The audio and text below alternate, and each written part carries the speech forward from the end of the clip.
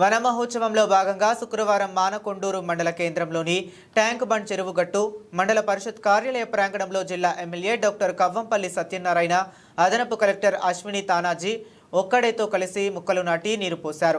పచ్చదనంతో పర్యావరణాన్ని పరిరక్షించడం సాధ్యమవుతుందని ఆయన అన్నారు.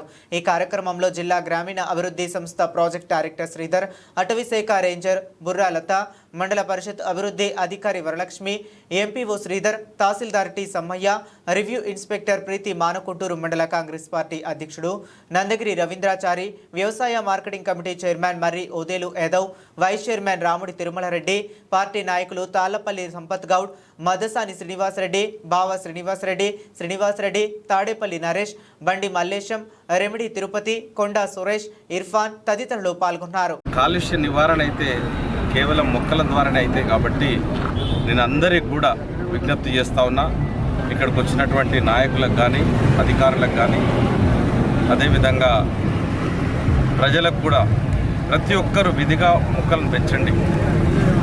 దానివల్ల మీరు కాలుష్య నివారణలో పాలు పంచుకోవాలని కోరుకుంటూ మరి ఈ కార్యక్రమానికి విచ్చేసినటువంటి అడిషనల్ కలెక్టర్, లోకల్ బాడీస్ గారికి, ఇతర నాయకులందరికీ, ఇతర అధికారులకు ధన్యవాదాలు తెలియజేస్తూ సెలవు తీసుకుంటాం. Thank you.